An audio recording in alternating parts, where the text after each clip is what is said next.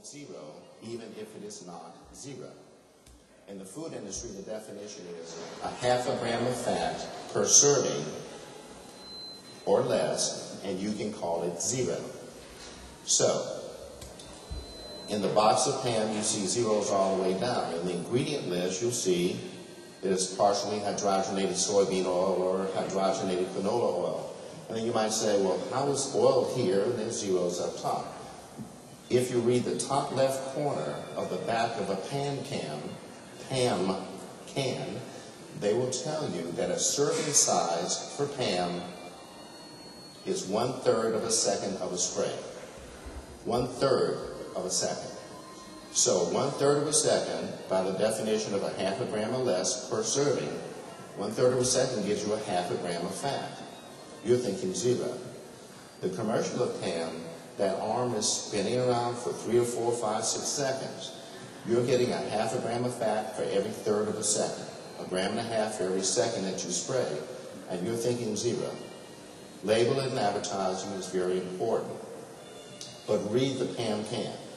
Don't take my word for it. 1/3 of a second, a half a gram of fat. It's trans fat, which means it is more damaging on the arteries than is cholesterol itself. So how do we prevent heart attack and stroke? We decrease the amount of fats that we consume. The better you do that, the better your prevention is.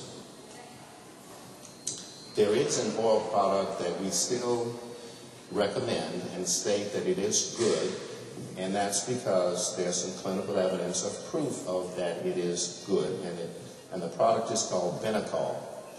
Benecol, B-N-E-C-O-L, is a margarine product. 65% of it is just plain old margarine.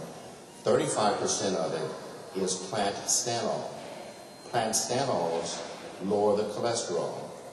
So Benecol is made by McNeil Pharmaceutical, a drug company, and they did the research on it, and for every pat of Benecol that you use, you can lower your cholesterol 5% for every pat that you use. So you might get a 15% lowering in the course of the day if you use it consistently, 3 pats a day. There is a Me Too product called Smart Balance, which is 20% stanol. They did not do the research to tell us whether 20% stanol is sufficient to do any lowering, or if so, how much. So we can't really state that Smart Balance and Benecol are comparable. You cannot find Benecol at Walmart. They do not have it, but you can find it at the other grocery stores. So I just wanted to point that out. Okay. When it comes to cardiovascular disease, we have to look at what damages the endothelium, the inner lining of blood vessels. And there's one product that is very, very high on that list, and it's called oxidants. Oxidants. Now, if you put an iron pipe in the middle of your yard, you come back 2 weeks later, that iron pipe has rusted. The iron pipe oxidized. With the heat and oxygen, the strong iron became a weaker iron product, a weaker metal. It was oxidized. In the body, oxidants increase the risk of breast cancer, colon cancer, stroke, heart attack, and contributes to Alzheimer's dementia. So let me state that in another way. The side effects of oils in the human body are breast cancer, colon cancer, stroke, heart attack, and Alzheimer's dementia. For every tablespoon of oil that you use, you have 1 billion molecules of oxidants. So now we need 1 billion molecules of antioxidants just to neutralize that oil consumption that we just took in. Those oxidants will damage the inner lining of the blood vessels, create little holes, allow fat to get in under that lining to then start to build up with plaque to cause blockages. Those oxidants will increase the risk of cancer cell mutations, i.e. the breast cancer, colon cancer risk, and those oxidants can damage the short-term memory parts of our brain. So, we're going to neutralize those oxidants by consuming greater quantities of antioxidants. Antioxidants are very rich in our berries, blueberries, blackberries, strawberries, raspberries. Green tea is a good antioxidant. The tomatoes, especially the skin of the tomatoes, which has lycopene and antioxidants. are on that list. Sweet potatoes are very good at antioxidants. And Brussels sprouts. Brussels sprouts also has a chemical called isothiocyanate, which is, you heard that term, cyanide? Well, it's a safe amount of cyanide that is great in killing cancer cell mutations, and it does that early on in that process so it doesn't become clinical cancer. So Brussels sprouts will be on that antioxidant list. Okay. I was trying to think of some other rich sources of antioxidants. Well, they have some new juices out. Pomegranate juice would be very high on that list.